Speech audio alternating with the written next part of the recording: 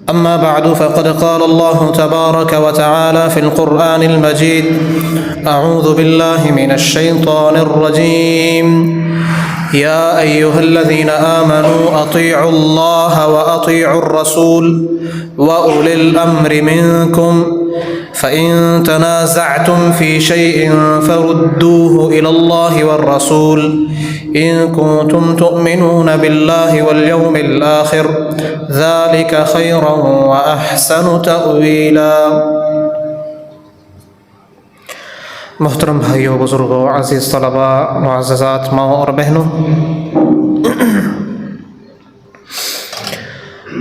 میرا آج کا جو موضوع ہے، سب سے پہلے تو میں یہ عرض کرنا چاہتا ہوں کہ اس کو سمجھنے کے لیے میں یہ گزارش کروں گا کہ آپ میرے ساتھ جڑے رہیں، کیونکہ ہر اگلی بات وہ اس کا پچھلی بات کے ساتھ تعلق ہوگا، تو آپ جڑے رہیں گے تو انشاءاللہ اس کو سمجھنے میں آسانی ہوگی۔ موضوع ہے کہ دین صرف اور صرف وحی الہی کا نام ہے۔ دین صرف اور صرف وحی کا نام ہے، اور دین وحی ہی کیوں ہے؟ تو اس کو سمجھنے کے لیے ہم سب سے پہلے اس بات کی طرف رجوع کرتے ہیں کہ دین کی بنیاد کیا ہے، ہم دین لیتے کہاں سے ہیں، دین کا ماخذ اور مصدر کہاں ہے، کیا ہے، کس چیز سے ہم دین کو اخذ کرتے ہیں اور لیتے ہیں، کہاں سے لیتے ہیں۔ تو قرآن مجید میں بے شمار آیات موجود ہیں جو اس بات کی رہنمائی کرتے ہیں کہ اطیعوا اللہ و اطیعوا الرسول۔ دین کہاں سے لینا ہے؟ اللہ سے۔ اطاعت کس کی کرنی ہے؟ اللہ کی اور اس کے رسول کی۔ تو سب سے پہلے ہم دیکھیں کہ اللہ ہی کی اطاعت کیوں کی جائے، اللہ کی اطاعت کیوں ہے؟ کیونکہ یہ کائنات کا جتنا نظام ہے، نظم و نسق ہے، اس کو جو اس کے چلانے کا معاملہ ہے وہ سارا اللہ تعالیٰ کے قبضہ قدرت میں ہے۔ تو جب نظم و نسق، اس نظام، اس دنیا کا، کائنات کا چلانے والا اللہ ہے، تو پھر حکم بھی اللہ ہی کا ہے۔ قرآن مجید میں اللہ تعالیٰ نے فرمایا الا لہ الخلق والامر، کہ کائنات کو پیدا کرنا جب اللہ کے لیے ہے، جب پیدا اس نے کیا ہے، بنایا اس نے ہے ہر چیز کو، کائنات کی ہر چیز، آسمان، زمین اور اس میں بسنے والا سب کچھ، جب خلق اس کی ہے، جب پیدا اس نے کیا ہے، الا لہ الخلق والامر، تو پھر آرڈر بھی اسی کا چلے گا۔ تو یاد رکھیں، اس کائنات میں جو اللہ کا حکم چل رہا ہے اس کی دو صورتیں ہیں، دو قسمیں ہیں۔ ایک حکم جو اس کائنات میں اللہ کا چل رہا ہے وہ ہے اس کائنات کی انتظامی شکل، اس کو کہتے ہیں اللہ کا تکوینی حکم۔ مثلا اللہ نے جو نظام بنایا ہے، سورج کا نظام ہے، چاند کا نظام ہے، ستاروں کا نظام ہے، دن اور رات کا نظام ہے، مہینوں اور سالوں کا نظام ہے، اور جتنے انتظام اللہ نے اس کائنات میں بنائے ہیں وہ اللہ کے حکم کے تحت چل رہے ہیں۔ اس حکم میں اللہ کے علاوہ کسی کو اختیار نہیں کہ وہ کسی کو حکم دے سکے۔ کسی کو اختیار نہیں وہ سورج کو حکم دے، اللہ نکالنا چاہے تو وہ روک دے، اللہ غروب کرنا چاہے تو وہ غروب نہ ہونے دے، کسی کو بھی کوئی اختیار نہیں ہے، یہ اللہ کا حکم ہے۔ اور اللہ کے حکم، اور یہ ایسا اختیار ہے کہ یہ ایسا حکم ہے کہ جس کو اللہ نے دے دیا وہ اس میں انکار بھی نہیں کر سکتا، اس نے ماننا ہی ماننا ہے۔ جب سے چاند کو پیدا کیا اور جب سے سورج کو پیدا کیا، جس محور، جس دائرے، جس ترتیب سے اللہ نے اس کو چلا دیا، ایک لمحہ، ایک منٹ کیا، ایک سیکنڈ کا 100واں حصہ بھی وہ آگے پیچھے نہیں ہو سکتا۔ حتیٰ کہ لوگوں نے اس سے گھڑیاں بنائیں، وقت بنائے، گھنٹے، منٹ اور سیکنڈ بنائے، اسی سورج کو دیکھ کر، اسی چاند کو دیکھ کر۔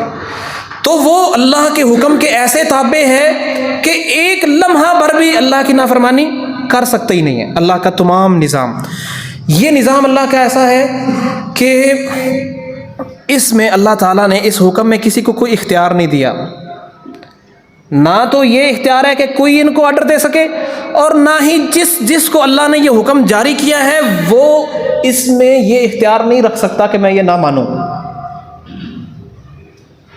مثال کے طور پہ اس حکم کا ایک حصہ انسان پر بھی ہے۔ مثلا اللہ نے انسان کے دل کو دھڑکنے کا حکم دے دیا تو وہ دھڑک رہا ہے، چاہ کر بھی انسان اس کی دھڑکن کو روک نہیں سکتا، اللہ کے حکم کا پابند ہے۔ اور جب اس نے حکم کر دینا ہے کہ دھڑکنا بند ہو جا تو پھر انسان چاہ کر بھی اس کو دوبارہ دھڑکا نہیں سکتا۔ اس کے پھیپھڑے چل رہے ہیں، جب سے اس نے حکم دے دیا کہ چلنا شروع کر دو وہ سانس لے رہے ہیں، اور جب وہ کہہ دے گا کہ بس تو پھر بس ہے، پھر اس میں کوئی اور دوسرا حکم نہیں دے سکتا۔ انسان اپنے جسم میں بھی اللہ تعالیٰ کا یہ حکم جاری ہے کہ جس میں انسان کوئی اختیار نہیں ہے، ہر ایک کو جس کو حکم مل گیا اس نے ماننا ہی ماننا ہے۔ ایک حکم اللہ کا یہ ہے کہ جس کو اللہ نے یہ حکم دے دیا، اللہ کی جو کائنات ہے، کائنات کا نظام، تکوینی حکم جس کو دے دیا اس نے ماننا ہی ماننا ہے۔ اللہ نے قرآن مجید میں فرمایا فلولا ان کنتم غیر مدینین ترجعونها ان کنتم صادقین، اگر تم یہ کہتے ہو کہ ہم کسی کے محکوم نہیں ہیں، ہم پر کسی کا آرڈر نہیں چل سکتا، جسم ہمارا ہے تو مرضی بھی ہماری ہے، اللہ کہتے ہیں ایسا نہیں ہے۔ اگر تم اپنے اس دعوے میں سچے ہو تو چلو پھر ایسا کرو، جب تمہاری روح نکلتی ہے اس کو واپس کر کے دکھاؤ۔ کیا مطلب؟ کہ تم کسی کے محکوم ہو، تمہارے اوپر کسی کا آرڈر ہے، تم مانو یا نہ مانو۔ ایک آرڈر وہ ہے جس میں تمہیں کوئی اختیار ہی نہیں ہے، کائنات میں جس پر وہ آرڈر ہے اس کو کوئی اختیار نہیں، اس نے ماننا ہی ماننا ہے۔ دوسرا حکم جو اس کائنات میں اللہ کا چل رہا ہے وہ ہے شرعی حکم، شریعت کی پابندی۔ اللہ تعالیٰ نے انسان کے لیے ایک شریعت مقرر کی ہے، ایک دین مقرر کیا ہے، اور انسان کو اس کا پابند بنایا ہے۔ اس حکم کے سلسلے میں اللہ نے انسان کو اختیار دے رکھا ہے۔ ایک حکم وہ ہے جس میں کوئی اختیار نہیں، ایک حکم وہ ہے جو شریعت ہے، اس میں اختیار دے رکھا ہے، چاہے تو مان لے، اس کو بجا لائے اور انعام کا مستحق ہو جائے اور جنت کا مستحق ہو جائے، اور چاہے تو اللہ کے حکم کی نافرمانی کر دے اپنی آزاد مرضی کے ساتھ تو اللہ کے عذاب کا مستحق ہو جائے۔ انا ہدیناہ السبیل اما شاکرا و اما کفورا، ہم نے اس کو رستہ دکھا دیا ہے، چاہے تو ہمارے حکم کو مان کر شکر گزار بن جائے، چاہے تو ہمارے حکم کو اس کو ٹھکرا کر کفر کے راستے پر چل جائے۔ ہاں البتہ یہ ضرور ہے، اما الذین آمنوا وعملوا الصالحات فلہم جنات المأوى، اگر ہمارے حکم کو مان لے گا تو ہم اس کو باغات میں داخل کریں گے، وَأَمَّا الَّذِينَ فَسَقُوا فَمَأْوَاهُمُ النَّارُ، اور اگر اپنی ہی مرضی سے اس حکم میں جس میں ہم نے اس کو اختیار دیا ہے ہماری بات کو نہیں مانے گا تو ہم اس کو آگ میں ڈالیں گے۔ تو جو پہلا حکم تھا میں نے آپ کو بتایا جس میں کسی کو اختیار نہیں، ہر ایک نے ماننا ہی ماننا ہے، وہ بھی اللہ ہی کا آرڈر ہے، اللہ کے علاوہ کوئی نہیں دے سکتا، اور شریعت بھی اللہ ہی کا حق ہے کہ وہ مقرر کرے، شریعت کا حکم بھی صرف اللہ ہی دے سکتا ہے، اور اللہ ہی کا حق ہے کہ وہ شریعت بنائے، دین بنائے، قانون بنائے اور آرڈر جاری کرے کہ یہ کرو یہ نہ کرو۔ اللہ کے علاوہ کسی کو یہ حق حاصل نہیں ہے کہ وہ شریعت مقرر کر سکے، دین مقرر کر سکے۔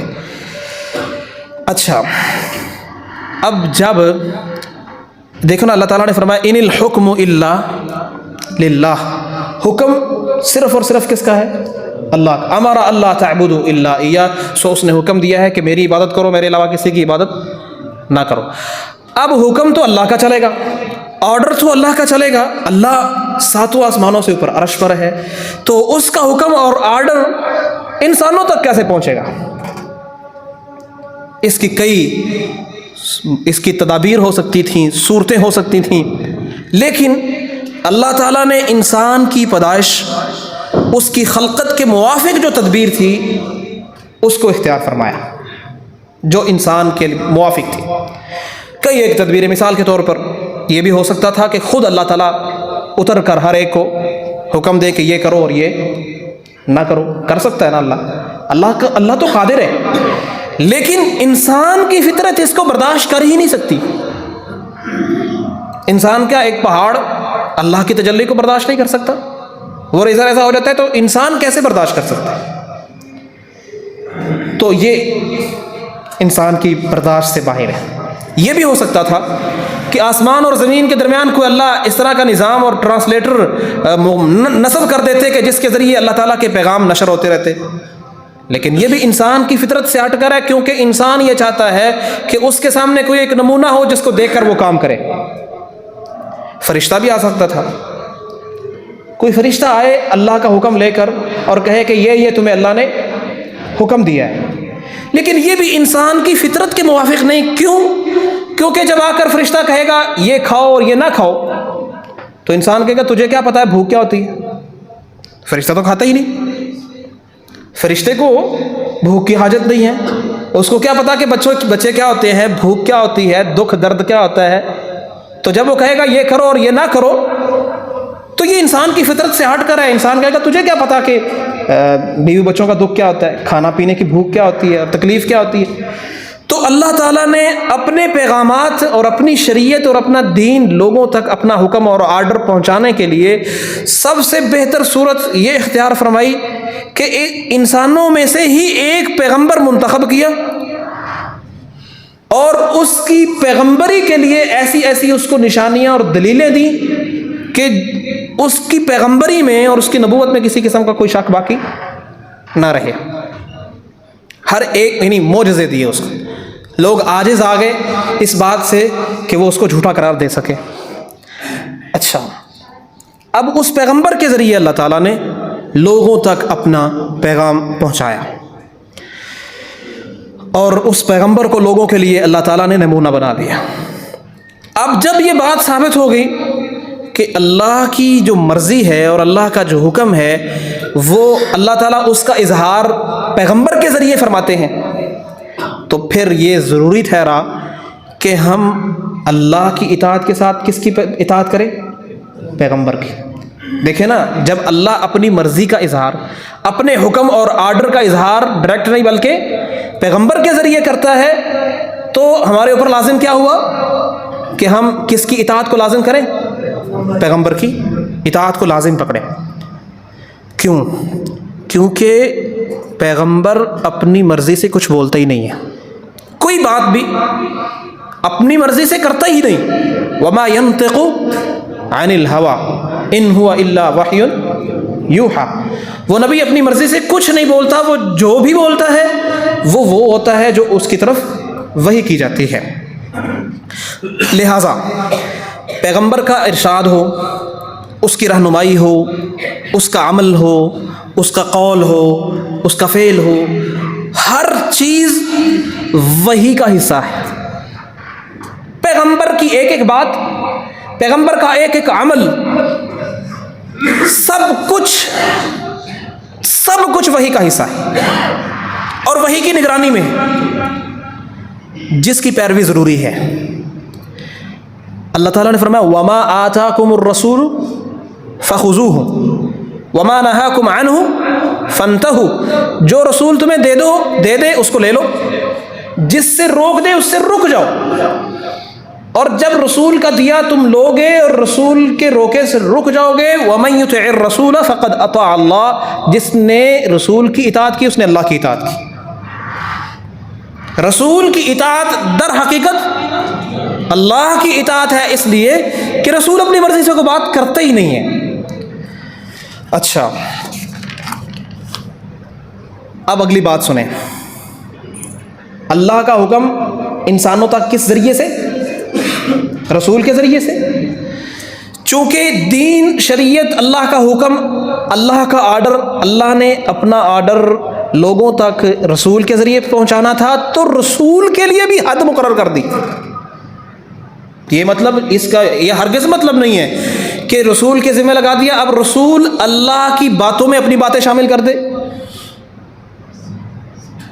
اللہ کے دین اور اللہ کی شریعت میں اپنی طرف سے کچھ داخل کر دے، یہ بھی اجازت نہیں دی اللہ نے، اپنے نبی کو بھی نہیں دی کہ میں نے جو تجھے دینا ہے وہی تو نے آگے پہنچانا ہے۔ ایک لمحہ ایک نقطے کے برابر بھی رسول کو بھی اجازت نہیں کہ وہ اللہ کے وحی میں، اللہ کے دین میں کچھ داخل کر سکے۔ مثلا مشرکین کے سامنے جب دین پیش کیا رسول اللہ صلی اللہ علیہ وسلم نے، تو انہوں نے آپ کو تکلیفیں بھی دیں، مار دھاڑ تک بات آئی، ہجرت تک بات آ گئی۔ تو انہوں نے یہ کہا کہ چلو ہم اس کا امتحان لیتے ہیں، ہم اس سے سوال کرتے ہیں، اگر اس نے ان سوالوں کا جواب دے دیا تو ہم سمجھیں گے کہ سچا ہے ورنہ جھوٹا ہے۔ تو خود تو پڑھے لکھے نہیں تھے، یہودیوں کے پاس گئے اور ان کو کہا کہ تم ہمیں کچھ سوال بتاؤ، ہم اس نبی سے سوال کرنا چاہتے ہیں۔ تو انہوں نے 3 سوال بتایا کہ یہ اس سے پوچھ لو، اگر وہ ان کا جواب دے دے تو سمجھ لینا وہ نبی ہے، اور اگر وہ ان کا جواب نہ دے سکے تو سمجھنا کہ وہ جھوٹا ہے، جھوٹ بول رہے ہیں۔ 3 سوال انہوں نے کیے، اصحاب کہف کے متعلق اور ذوالقرنین کے متعلق اور روح کے متعلق۔ اللہ نے قرآن میں ان کا جواب اتار دیا۔ اب تو پریشان ہو گئے کہ نبی تو سچا ہے، ماننا تو چاہیے، لیکن اپنی ضد اور عناد اور تکبر وہ آڑے آ گیا۔ تو اب انہوں نے ایک ہیلا کیا اور ایک اور کہہ لیں کہ ایک سوال یا ایک مطالبہ کر دیا۔ مطالبہ یہ کیا، انہوں نے کہا کہ ایتی بقرآن غیر ھذا او بدلہ، یہ جو قرآن تو نے پیش کیا ہے نا، اس کے علاوہ کوئی اور قرآن لے آؤ، اور چلو اتنا نہ صحیح او بدلہ، چھوٹا سا مطالبہ ہے کہ تھوڑا سا اس کو بدل دو، فلاں فلاں چیز اس میں تبدیلی کر دو۔ رسول اللہ صلی اللہ علیہ وسلم، اچھا اب اگر آپ یہ کر لیں گے تو ہم آپ پر ایمان لے آئیں گے۔ رسول اللہ صلی اللہ علیہ وسلم شدید حرص رکھتے تھے اس بات پر کہ لوگ سارے، کیونکہ آپ رحمت للعالمین تھے نا، سارے جہانوں کے لیے رحمت تھے، تو آپ کی شدید حرص تھی کہ سب لوگ مومن ہو جائے۔ تو آپ کے دل میں ایک چھوٹا سا خیال آیا کہ اگر ایسا ہو جائے کہ تھوڑی سی تبدیلی ہو بھی جائے تو ماشاءاللہ یہ سارے مسلمان ہو جائیں گے۔ اللہ تعالیٰ نے اس کے 2 جواب دیے۔ پہلا جواب مشرکوں کو دیا، دوسرا جواب خود نبی صلی اللہ علیہ وسلم کو دیا۔ مشرکوں کو کہا ان کو کہہ دو قل ما یکون لی ان ابدلہ من تلقاء نفسی، ان کو کہہ دو کہ میرے بس اور اختیار میں ہی نہیں کہ میں اس کو اپنی طرف سے بدل دوں، میں اس کو نہیں بدل سکتا، یہ اللہ کی وحی اور قرآن کو میں بدل نہیں سکتا۔ ان اتبع الا ما یوحى الی، میں تو صرف اسی کی پیروی کرتا ہوں جو میری طرف وحی کی جاتی ہے، جو وحی کی جاتی ہے میں تمہیں بتا دیتا ہوں۔ اب وہ جو نبی صلی اللہ علیہ وسلم نے عملاً کچھ نہیں کیا، تبدیلی نہیں کی، ایک خواہش آئی کہ اگر اللہ ہی بدل دے، تھوڑی سی تبدیلی کر دے تو یہ ایمان لے آئیں گے۔ اس کا جواب اللہ نے قرآن مجید میں اپنے نبی کو دیا، فرمایا وَإِن كَادُوا لَيَفْتِنُونَكَ عَنِ الَّذِي أَوْحَيْنَا إِلَيْكَ لِتَفْتَرِي عَلَيْنَا غَيْرَهُ، قریب تھا کہ یہ آپ کو ہماری وحی کے معاملے میں فتنے میں ڈال دیں کہ آپ ہمارے ذمہ وہ بات کہہ دیں جو ہم نے نہیں کہی۔ قریب تھا کہ آپ سے یہ کام کروا لیتے، قریب تھا آپ کو اس بات پر آمادہ کر لیتے کہ آپ ہمارے ذمہ وہ بات کہہ دیتے جو ہم نے نہیں کہی۔ وَإِذًا لَاتَّخَذُوكَ خَلِيلًا، اور اگر آپ کوئی ایسی بات کہہ دیتے جو ہم نے نہیں کہی تب آپ کو یہ دلی دوست بنا لیتے، بہت اچھا دوست بنا لیتے۔ وَلَوْلَا أَن ثَبَّتْنَاكَ لَقَدْ كِدتَّ تَرْكَنُ إِلَيْهِمْ شَيْئًا قَلِيلًا، کہا اگر یہ بات نہ ہوتی کہ ہم نے آپ کو ثابت قدم رکھا، آپ کے دل کو پھسلنے نہیں دیا، ان کی طرف مائل نہیں ہونے دیا، یہ ہمارا فضل ہے، ہم نے آپ کے دل کو بچا کے رکھا۔ اگر ایسا نہ ہوتا لَقَدْ كِدتَّ تَرْكَنُ إِلَيْهِمْ شَيْئًا قَلِيلًا، تو آپ ان کی طرف تھوڑا سا جھک جاتے، سارا نہیں۔ اگر ہم نے آپ کو نہ بچایا ہوتا تو آپ ان کی طرف تھوڑا سا جھک جاتے۔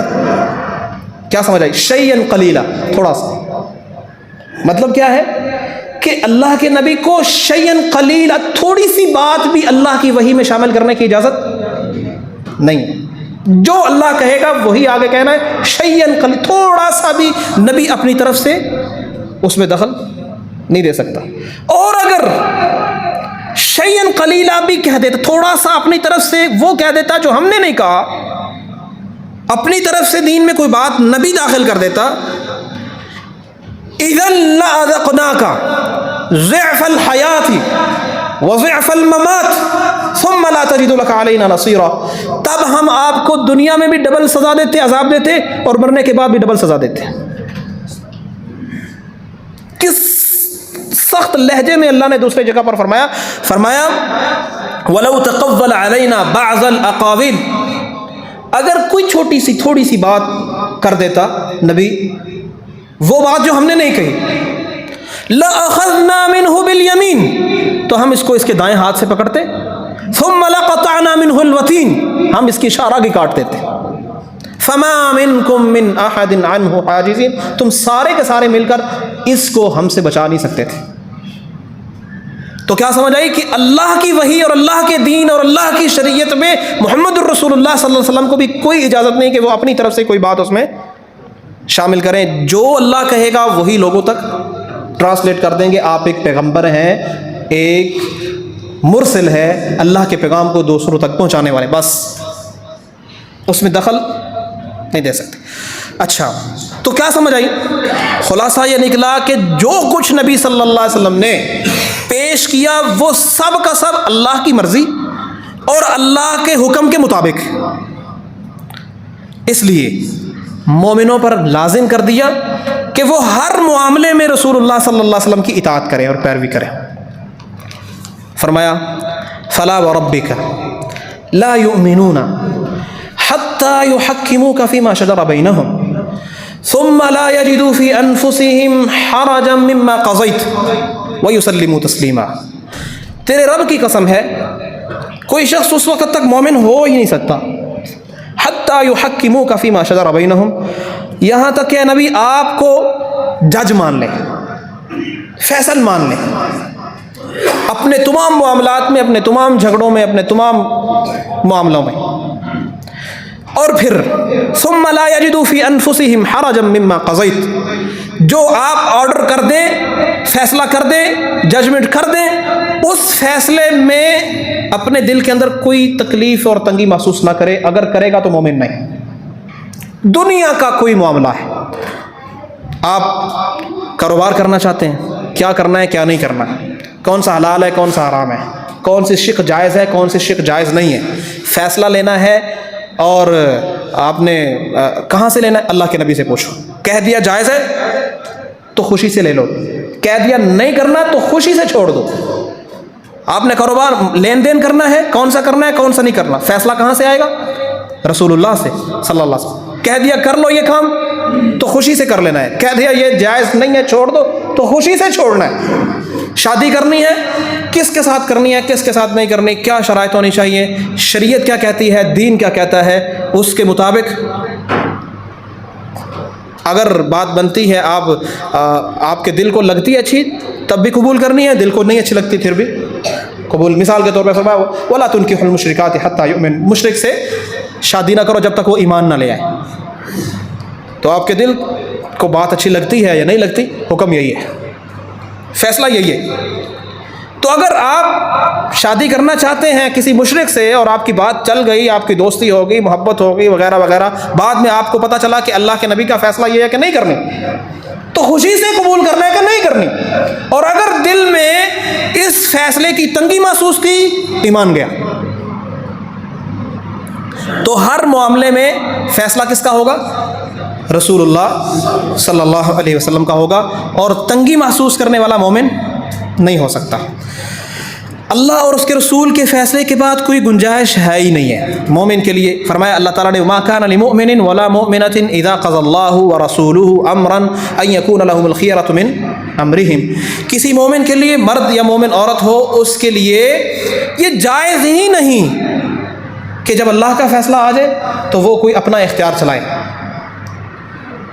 مثال کے طور پہ ایک عمل کرتا آ رہا ہوں میں مسلسل، آباء و اجداد کو دیکھ کر، اپنے مولوی کو دیکھ کر، اپنے مسلک کو دیکھ کر، ایک دن مجھے کسی نے کہا کہ بھائی جو یہ کام تو کر رہا ہے حدیث میں تو ایسے نہیں ہے۔ کیسے ابھی حدیث میں یہ ہے؟ تو اب حدیث کے مقابلے میں نہ ایمان دیکھا جائے گا، نہ مذہب دیکھا جائے گا، نہ فرقہ دیکھا جائے گا، کچھ بھی نہیں دیکھا جائے گا۔ ترجیح کس کو دی جائے گی؟ رسول اللہ صلی اللہ علیہ وسلم. جب اللہ اور اس کے رسول کا فیصلہ آ گیا پھر سب فیصلے ہیچ ہیں اور پیچھے ہے رد ہیں. میں ایک اس کی مثال دیتا ہوں.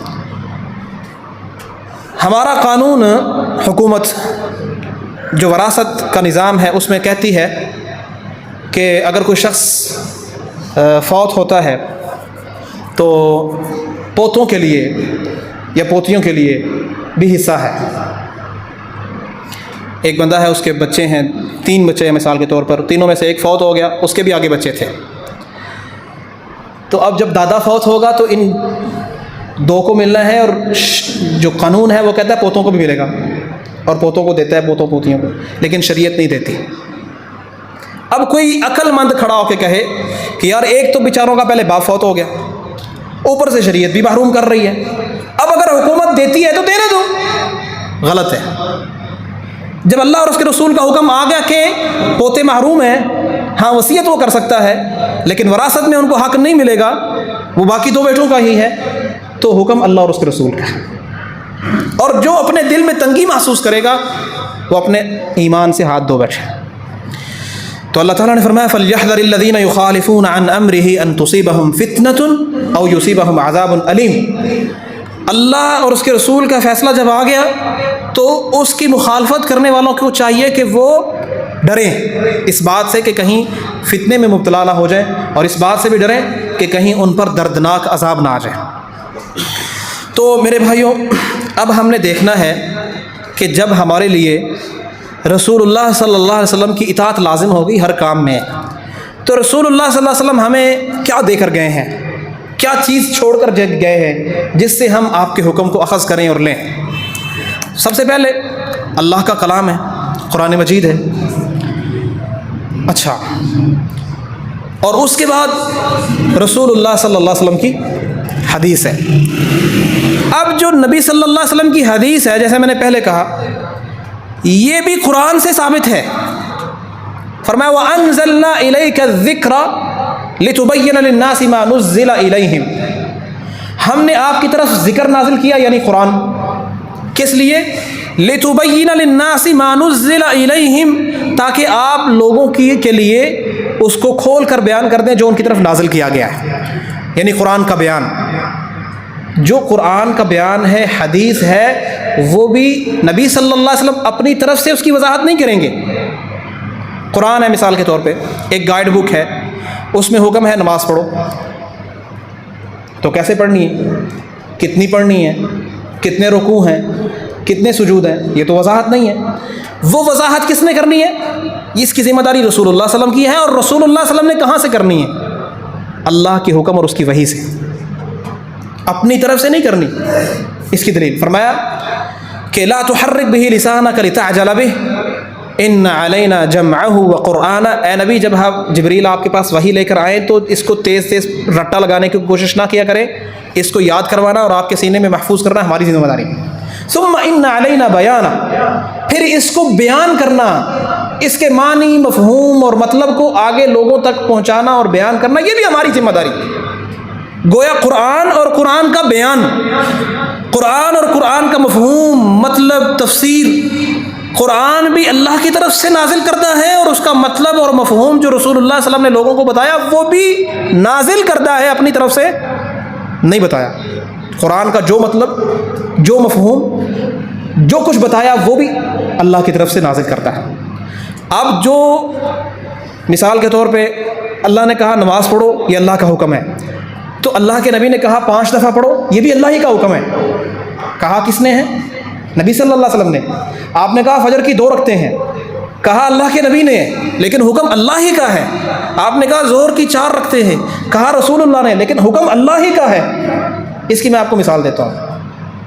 ایک وزیر اعظم ہے، وہ یہ آرڈر جاری کرتا ہے کہ یہاں پل بنا دو، بس وہ اتنا کہتا ہے کہ یہاں پل بنا دو. تو اس کے متحد جس نے پل بنانا ہے وہ اس میں جو تخمینہ لگائے گا، اس میں بجری، سیمنٹ، یہ وہ جو کچھ اس میں عمل کرے گا، وہ سارے اعمال اس وزیر اعظم کے آرڈر کا حصہ ہے. تو اللہ نے آرڈر دیا نماز پڑھو، اللہ نے آرڈر دیا زکوٰۃ دو، زکوٰۃ کب دینی ہے، کس کس پر فرض ہے، سال میں کتنی دفعہ دینی ہے، کس مقدار میں دینی ہے، کس مال میں کتنی زکوٰۃ ہے، اس ساری کی وضاحت کس نے کرنی ہے؟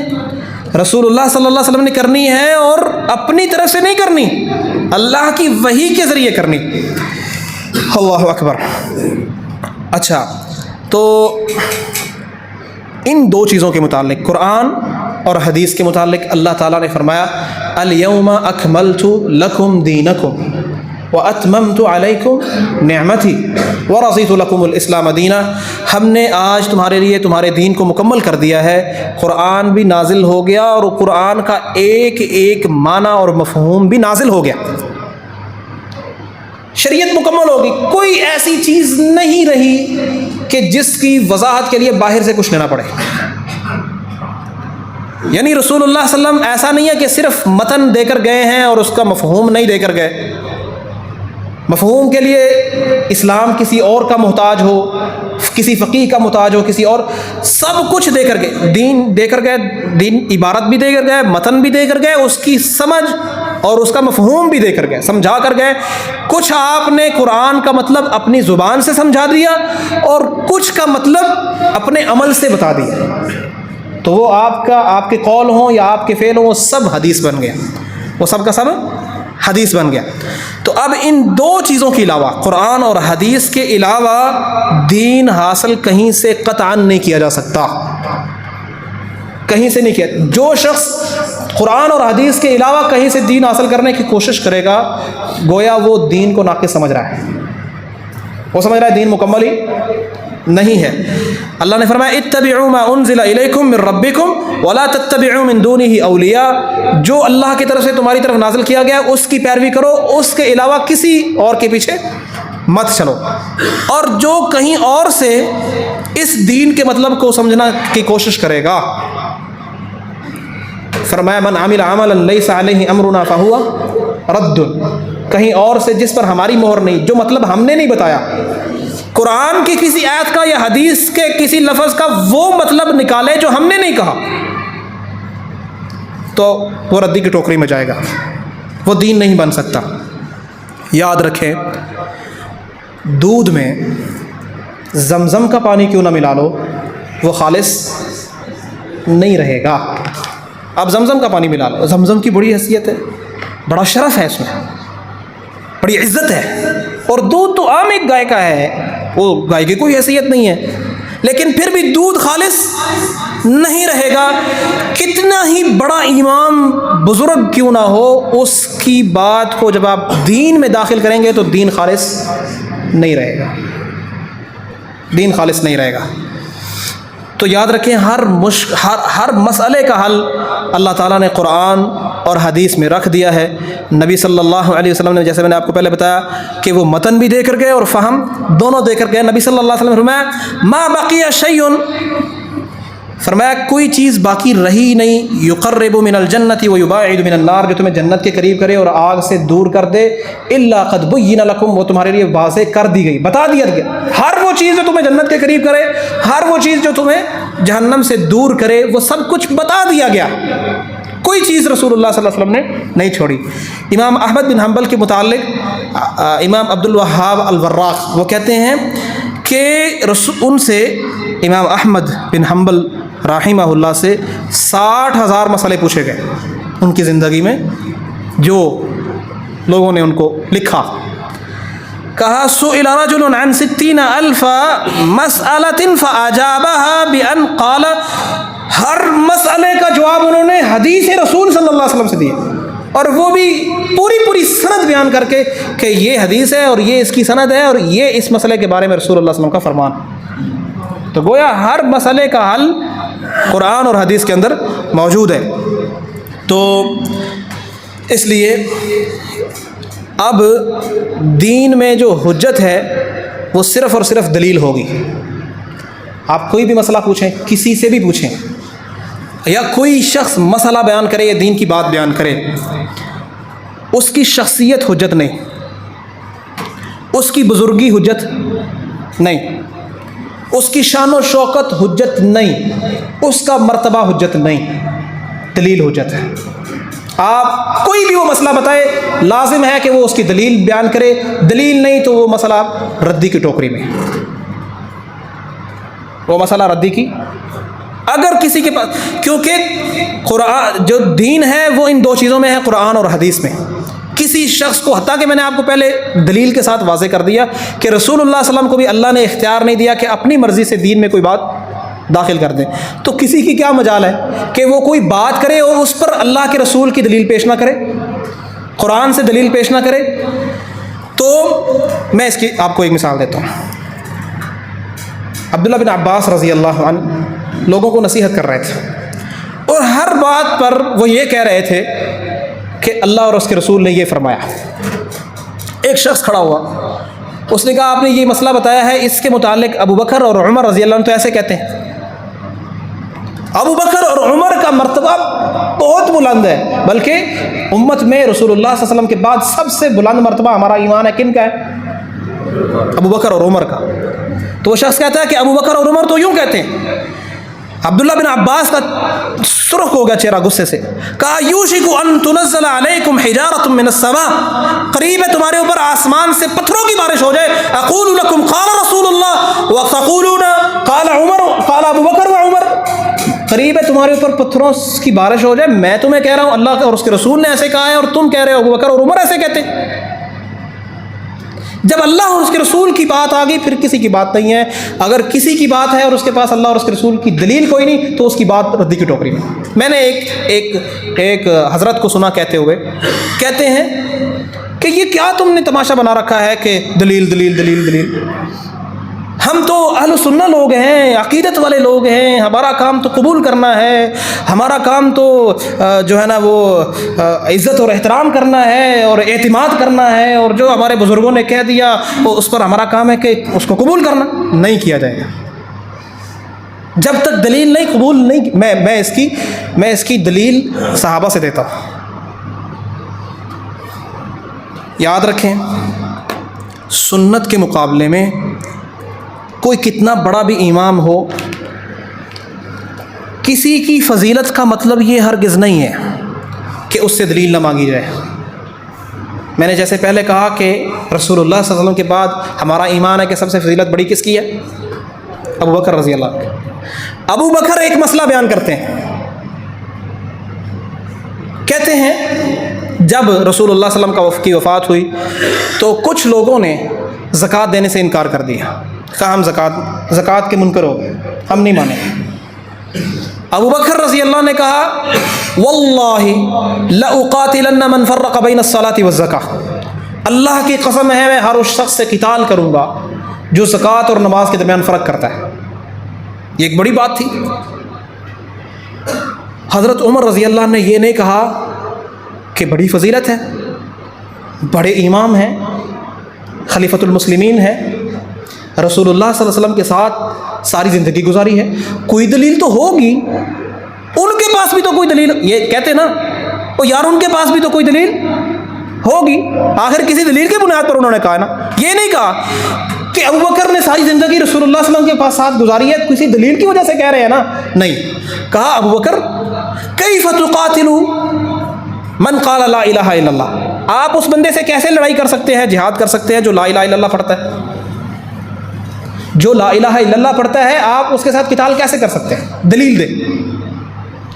تو انہوں نے دلیل دی، انہوں نے کہا میں نے رسول اللہ صلی اللہ علیہ وسلم سے سنا، آپ نے فرمایا امرت ان اقاتل الناس حتى يشهدوا ان لا اله الا الله وان محمد رسول الله ويقيموا الصلاة ويؤتوا الزكاة فاذا فعلوا ذلك عصموا مني دماءهم واموالهم الا بحق الاسلام۔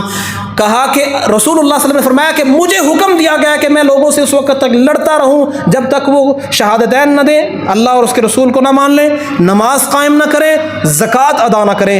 جب یہ سارے کام کریں گے پھر ان کے مال اور خون مجھ سے محفوظ ہوں گے، ورنہ محفوظ نہیں ہوں گے۔ نماز چھوڑیں گے تب بھی لڑوں گا، زکوٰۃ چھوڑیں گے تب بھی لڑوں گا، یہ رسول اللہ نے فرمایا، اس لیے میں یہ بات کر رہا ہوں صلی اللہ علیہ وسلم۔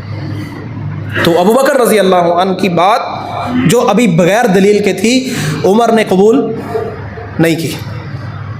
تو یاد رکھیں کہ کسی کی بھی فضیلت، شان و شوکت، مرتبہ، مقام کا ہرگز مطلب یہ نہیں ہے کہ وہ کوئی بات دین کی کر کے کہ یہ دین ہے اور لوگوں کے سامنے پیش کرے تو اس سے مطالبہ نہ کیا جائے کہ اس کی دلیل کیا ہے۔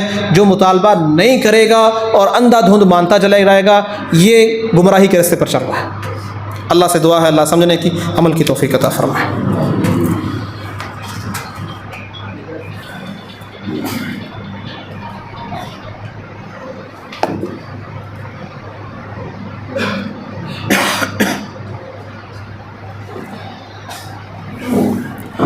ان الحمد لله نحمده ونستعينه ونستغفره ونعوذ بالله من شرور انفسنا وسيئات اعمالنا، من يهده الله فلا مضل له ومن يضلل فلا هادي له، اشهد ان لا اله الا الله وحده لا شريك له واشهد ان محمدا عبده ورسوله۔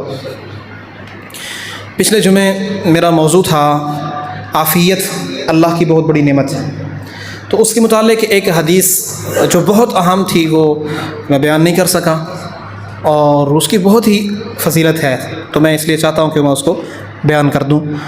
رسول اللہ صلی اللہ علیہ وسلم نے فرمایا کہ کوئی شخص اگر کسی کو مصیبت میں مبتلا دیکھے، کوئی بیمار ہے، کسی کا بچہ بیمار ہے، کسی کا کوئی جسم کا حصہ ٹانگ ٹوٹ گئی، بازو ٹوٹ گیا، یا مثال کے طور پہ کسی کی گاڑی خراب ہوئی کھڑی ہے، ظاہر ہے یہ بھی مصیبت ہے، پریشان کھڑا ہے، کسی بھی مصیبت میں کسی کو مبتلا دیکھے تو یہ دعا پڑھ لے، لم یصبہ ھذا البلاء او کما قال، فرمایا کہ اس کو یہ تکلیف نہیں پہنچے گی۔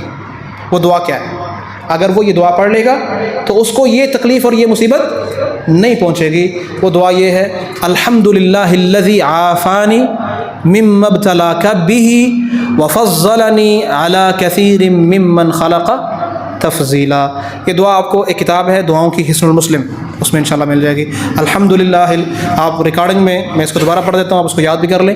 الحمدللہ الذی عافانی مما ابتلاک بہ وفضلنی علی کثیر ممن خلق تفضیلا۔ ترجمہ اس کا یہ ہے، الحمدللہ الذی، تمام تعریفیں اس اللہ کی ہیں، الحمدللہ الذی عافانی، جس نے مجھے بچا کے رکھا ہے اس چیز سے جس میں تجھے اس نے مبتلا کر دیا ہے، وفضلنی علی کثیر ممن خلق تفضیلا، اور اللہ نے اپنی مخلوق میں سے بڑی ساری مخلوق پر مجھے فضیلت دی ہے، بڑے سارے لوگوں کو آزمائش میں ڈالا ہوا ہے اور مجھے بچایا ہوا ہے۔ تو جو یہ دعا پڑھ لے گا اللہ اس کو اس مصیبت میں نہیں ڈالے گا۔